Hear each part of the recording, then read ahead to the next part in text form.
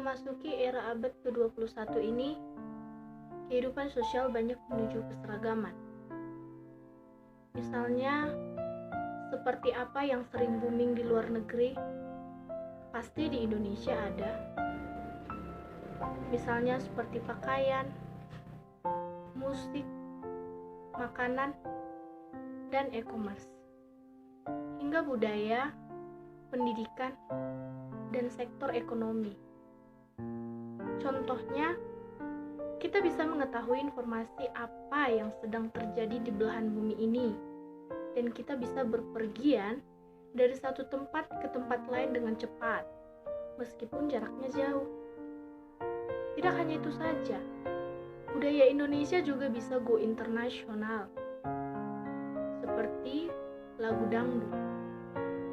Hal-hal seperti ini dikarenakan adanya kemajuan teknologi, komunikasi, dan transportasi modern yang membuat siapapun dan dimanapun dapat dengan mudah mengakses berbagai macam budaya, pendidikan, dan sektor ekonomi. Fenomena-fenomena seperti inilah contoh dari adanya globalisasi. Lantas, apa itu pengertian globalisasi? Globalisasi berasal dari dua kata, yaitu globe dan isasi, di mana globe yang artinya mendunia dan isasi yang artinya proses. Dan dari situ kita dapat mengartikan bahwa globalisasi adalah proses interaksi dan integrasi di antara masyarakat, perusahaan, pemerintah dari negara-negara yang berbeda. Bukan hanya dari satu sektor saja, melainkan hampir di seluruh cakupan yang ada pada kehidupan manusia. Benih-benih globalisasi ini telah dimulai sejak manusia mengenal perdagangan antar negara sekitar tahun 1000 sampai 1500 sebelum Masehi. Saat itu, pedagang dari Tiongkok dan India mulai menelusuri negara lain, baik melalui perjalanan darat atau jalur sutra maupun jalur laut. Selanjutnya, ditandai dengan dominasi perdagangan kaum muslim di Asia dan Afrika. Fase berikutnya juga ditandai dengan eksplorasi dunia secara besar-besaran oleh bangsa Eropa. Didukung pula dengan terjadinya revolusi industri. Berkembang pula para kolonialisme yang membawa pengaruh besar terhadap difusi atau penyebaran kebudayaan di Indonesia. Fase berikutnya berjalan dan mendapat momentum ketika Perang Dingin berakhir, yaitu runtuhnya komunisme.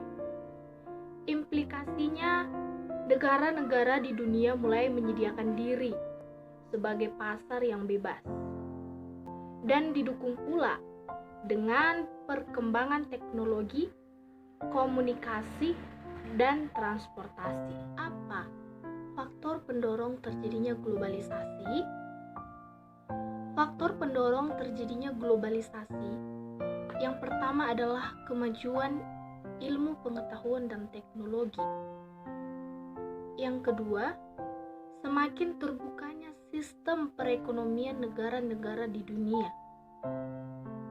Yang ketiga, mengglobalnya pasar uang. Menurut Cochrane and Payne, ada 3 pemeran utama penting dalam globalisasi, yaitu globalisasi, para tradisionalis, dan para transformalis. Adapun ciri-ciri globalisasi ini sendiri, yaitu perubahan dalam konsep jarak, ruang, dan waktu. Adanya saling ketergantungan dalam bidang ekonomi dan perdagangan. Adanya peningkatan interaksi kultural. meningkatnya masalah bersama.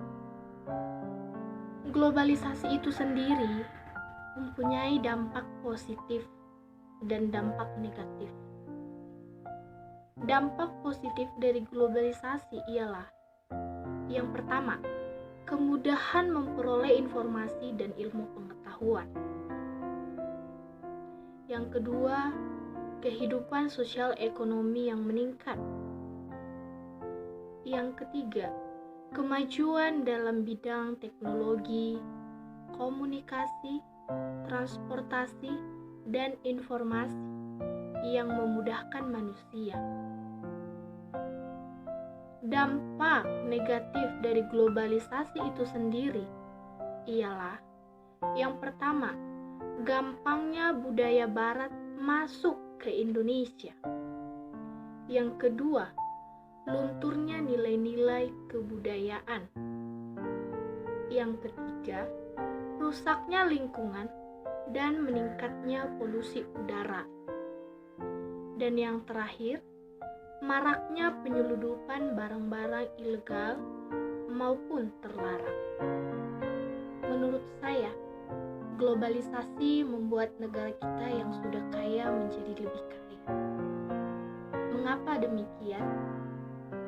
Bisa kita lihat dari Indonesia yang memiliki ribuan pulau dan jutaan penduduk dengan keunikannya masing-masing. Dan dengan adanya globalisasi ini, ilmu kita yang sudah kaya dapat menjadi lebih kaya apabila kita mengambil sisi positif dari globalisasi ini. Mari kita sama-sama mencintai Indonesia agar negara Indonesia ini maju.